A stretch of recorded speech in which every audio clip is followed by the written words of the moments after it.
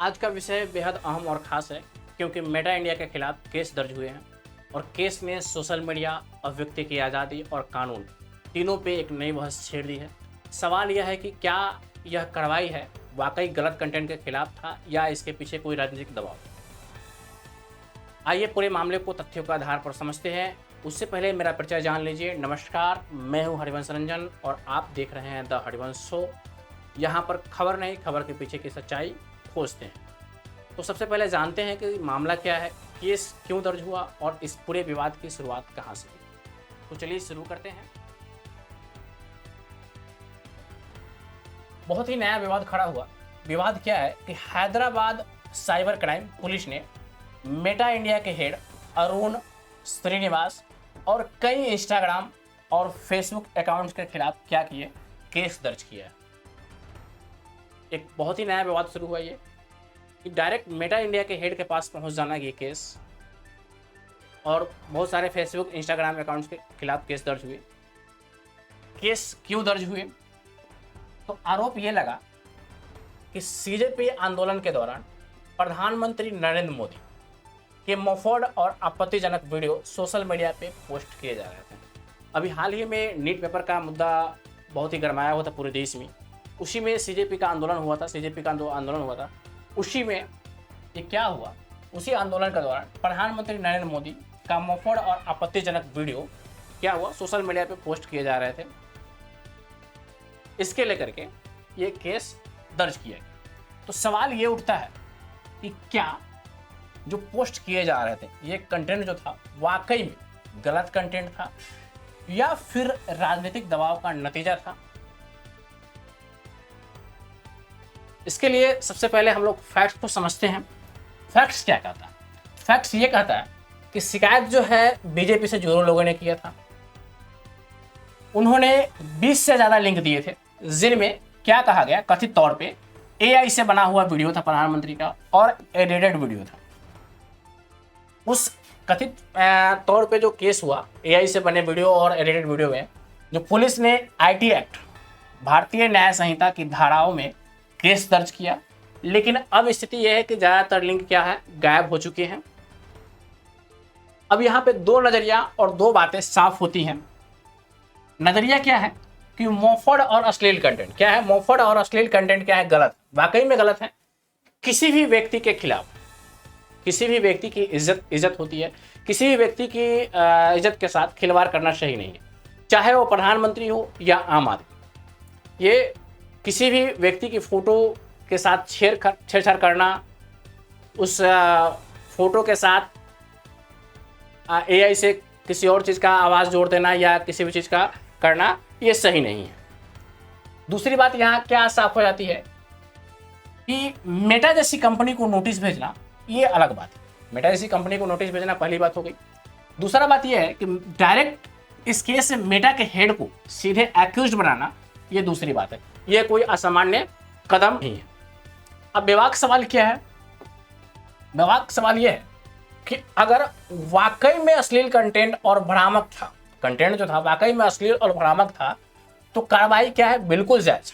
क्या है कार्रवाई? बिल्कुल जायज। डीप फेक और मुफद वीडियो समाज के लिए क्या है? बहुत ही खतरा बन चुके हैं। डीप फेक और मुफद वीडियो जो है समाज के लिए बहुत ही खतरा बन चुके हैं। इन पर लगाम लगनी चाहिए।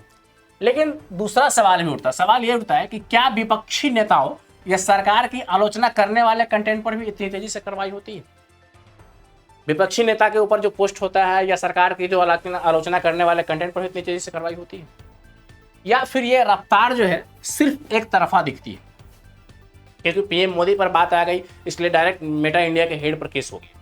तो ये सवाल उठता है कि ये रफ्तार सिर्फ एक तरफा दिखती है या नहीं दिखती है? आप लोग बताइए कमेंट में। सीजेपी आंदोलन के दौरान सोशल मीडिया दोनों तरफ क्या चला? तीखा कंटेंट चला। क्या चला? तीखा कंटेंट चला। कुछ जगहों पर छात्रों के पक्ष में भी पोस्ट हटाया गया। उस जगह पे छात्र के पक्ष में जो पोस्ट थे वो भी हटाया गया। अकाउंट्स पे कार्रवाई भी किया गया। अब जब सत्ता पक्ष की शिकायत आई तो डायरेक्ट कहाँ केस चला गया? मेटा इंडिया के टॉप अधिकारी के पास केस पहुंच गया। अब यहाँ पर क्या बनती है?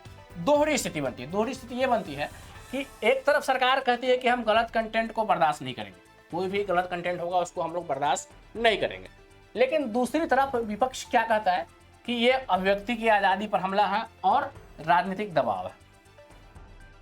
लेकिन यहाँ पर मेरा मानना है कि ये दोनों पक्ष क्या है, आधा अधूरा सही लगता है। दोनों पक्ष क्या है, दोनों पक्षों की बात सुनने के बाद लगता है कि ये दोनों आधा अधूरा सही है।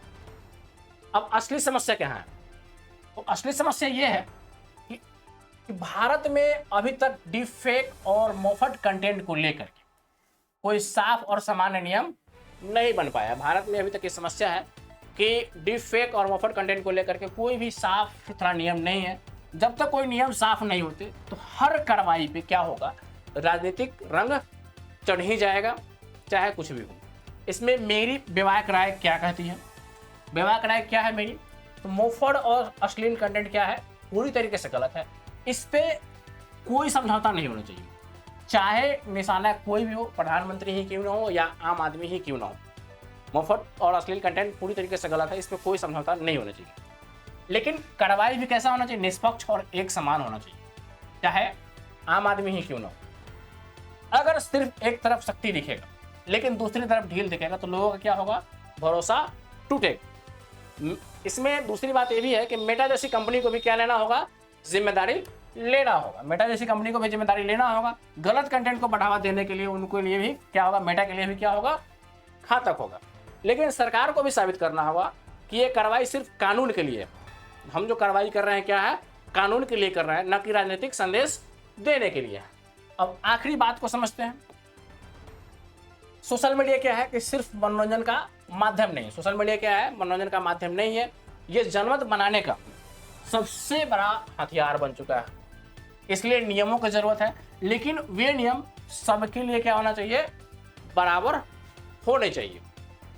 इसमें आपकी राय क्या कहती है, आप तमाम दर्शकों से गुजारिश है कि आपकी राय क्या है, आप लोग कमेंट में बताइएगा। क्या यह केस जायज था या कोई राजनीतिक दबाव का हिस्सा था? कमेंट में आप लोग साफ साफ इस मेटा इंडिया के खिलाफ जो केस हुआ है उसके बारे में आप लोग बताइए कि क्या ये केस जायज़ था या राजनीतिक दबाव का हिस्सा था। कमेंट में साफ साफ लिखिए आप लोग, ठीक है। गलत कंटेंट गलत है, लेकिन निष्पक्षता उससे भी बड़ी चीज़ होती है। मेरी विवाह राय जारी रहेगी। मिलते हैं अगले वीडियो में। वीडियो अगर आपको अच्छा लगा तो लाइक्स करें, वीडियो के बारे में कमेंट करें कि वीडियो कैसा है। और वीडियो या आप यूट्यूब पर देख रहे हैं तो हमारे चैनल को सब्सक्राइब करें, और फेसबुक पर देख रहे हैं तो हमारे फेसबुक को पेज को फॉलो करें। धन्यवाद।